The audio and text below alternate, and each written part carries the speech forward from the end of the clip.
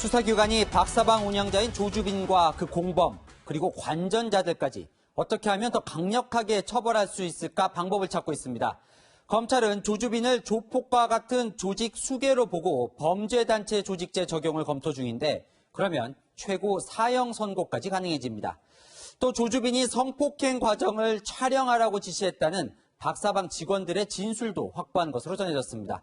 오늘 뉴스에이는 최주연 기자의 단독 보도로 시작합니다. 텔레그램 박사방 운영자 박사 조주빈에 대한 직접 수사 직전, 검찰은 박사방 운영에 관여한 일명 직원들부터 소환 조사했습니다. 박사방 안에서 조주빈의 동조해온 회원들로 조주빈에 의해 직원이라고 불려졌습니다. 이들은 검찰 조사에서 박사가 알려준 장소에서 피해자를 성폭행했고 불법 촬영도 했다며 박사의 지시에 따랐다는 취지로 진술한 것으로 알려졌습니다. 특히 직원 중 일부가 보이스피싱 범죄에 가담한 전력이 있고 조주빈이 이를 박사방 운영에 활용했을 가능성도 확인 중입니다. 검찰은 성폭행과 성착취물 제작 유포, 자금 인출 세탁이라는 박사방 운영 체계가 조주빈과 직원들의 통솔 체계에서 이루어졌을 가능성에 주목하고 있습니다. 형법상 범죄단체 조직죄 적용을 검토하는 이유입니다. 가담자들의 범행이 지휘 통솔 체계를 갖춘 상태에서 조직적으로 이루어진 경우에 범죄단체 조직죄 등 의율도 검토. 폭력 조직을 가중처벌하는 폭력행위 처벌법을 적용할 경우 수괴격인 조주빈에게는 최고 사형까지 선고할 수도 있습니다. 이를 의식한 듯 오늘 조주빈은 검찰 조사에서 직원들에 대한 지시 사실을 강하게 부인한 것으로 전해졌습니다. 검찰은 조주빈과 직원들 사이에 공범관계를 넘어 통솔체계가 있었는지 밝히는 데 수사력을 모으고 있습니다. 채널A 뉴스 최주현입니다. 조주빈이 텔레그램에서 어떻게 이 무고한 여자들을 협박했는지 그 채팅방을 저희 채널A가 입수했습니다. 보시는 것처럼 이 만화 캐릭터에 숨어 악랄한 요구와 협박을 계속하는데요. 보시죠. 전혜정 기자의 단독 보도입니다. 채널A가 입수한 박사 조주빈과 그에게 채팅으로 협박을 당한 여성의 실제 텔레그램 대화창 화면입니다.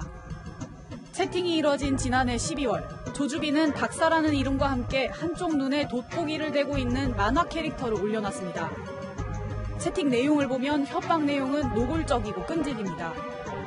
가족의 번호를 지우고 싶다면 신체 노출 사진을 보내라. 위해를 가하겠다는 내용이 이어집니다.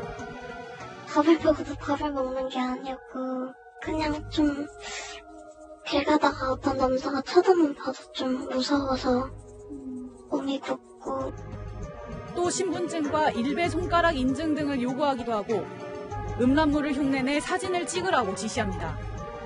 여성이 헛구역질이 난다며 거부하자 이번엔 암호화폐 1000개, 당시 시세로 600만 원이 넘는 돈을 내놓으라 협박합니다. 조씨를 끔찍해요. 진짜 다 봤는데 피해자 중에 아주머니들도 있으시고. 경찰의 N번방 단속이 본격화된 시기였음에도 개의치 않았던 것으로 보입니다.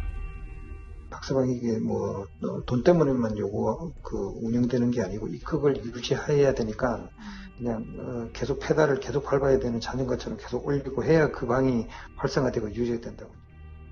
이 피해 여성이 사진 촬영을 완강하게 거부하자 곧이어 또 다른 사람들로부터 살해 협박 문자 폭탄이 쏟아져 들어왔습니다. 이미 조주빈이 추종자들에게 이 여성의 신상을 유포했기 때문입니다. 다른 수법이 보이더라고요. 보통 박사가 비밀 대화를 하거나 그런데 피해자하고 좀 접점이 없는데도 이렇게 협박을 하고. 피해 여성은 정신적인 충격으로 최근 다니던 회사까지 그만뒀습니다. 막 제 사진 보내고 저 몇 학번이냐 그렇고 가슴 몇 컵이냐고 계속 물었고 추종자들도 꼭 잡혀서 처벌 받았으면 좋겠어요. 경찰은 조주빈과 함께 살해 협박을 한 추종자들에 대해서도 수사하고 있습니다. 채널A 뉴스 전혜정입니다.